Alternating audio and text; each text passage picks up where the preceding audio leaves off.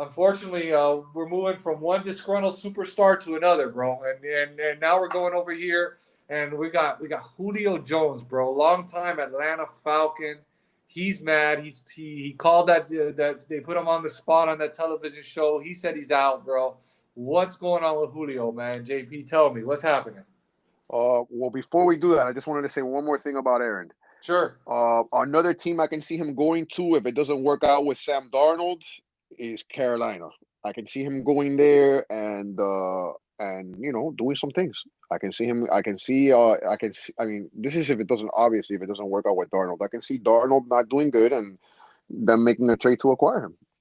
But yeah, about Julio Jones. To be honest with you, I think it's all a landing spot for him, man. He's still got gas in the tank. I love him. I actually, I've been known for knocking him, but I don't really knock him because of him. I knock him because I just cannot stand when Matt Ryan can't get him the ball. There's no excuse to not get that man the ball. That guy's a human specimen, bro. You know what I mean? But at the end of the day, like I said, this could be good. I mean, if he goes to the Titans, there's nobody there. And let me tell you, he's a big target for Tannehill. You And got, he's you a got lot. AJ. You got AJ Brown there. Don't It forget. doesn't. Don't But forget look, Mr. AJ Brown at the Titans. yeah, no worries. Look at what Corey Davis did last year with Mr. AJ Brown there. Sure.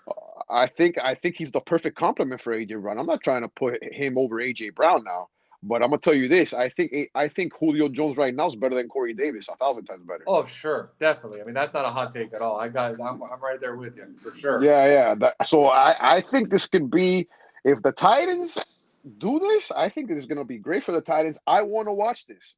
I really want to watch this. I think this is gonna be blazing offense.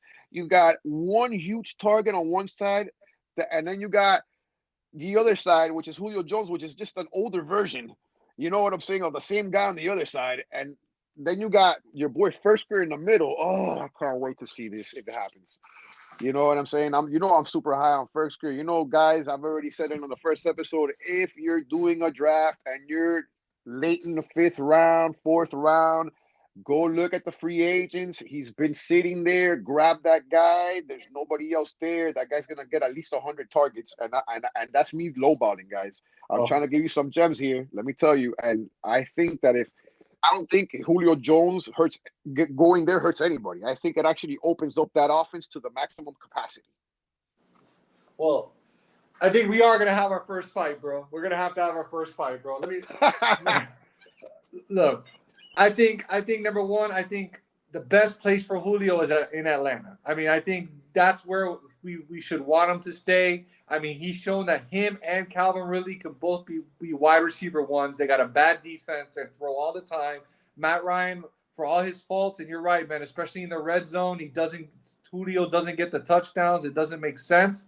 But Matt Ryan loves to throw the ball. All he does is throw the ball, and that, Julio gets his targets, bro. The problem with the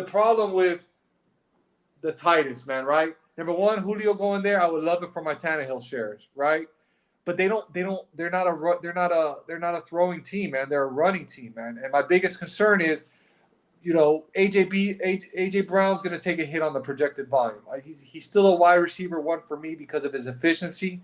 But for real, you got to say goodbye to Ferks for season, bro, who I was super happy drafting all the time because he outplayed Jonu. And Jonu's a better all-around athlete, but Ferkser was going around getting the ball, catching it, making more out of plays. And I know that Ferkser's your boy, but you got to hear me out on, bro. You got to hear me out on this. The reason I say this, last year, Davis had only 92 targets, and Jonu had 65 targets, bro. So there's a total of 157 targets available, give or take, man. AJ Brown only had 106 last year. So in my projection, I was planning on bumping him up to 150. So let's just say Julio goes there, we bring him down to 120, 130 targets. That only leaves 133 targets left for Julio. And I don't think you have to agree with me. They're not gonna pay to trade for him, pay his salary, and not throw him at least 120, 130 targets. So that's going to leave Berkshire with the same 53 targets he had last year, man. I don't see them deciding, oh, let's throw Berkshire the ball instead of Julio or instead of AJ Brown, and that's my problem with that, unfortunately.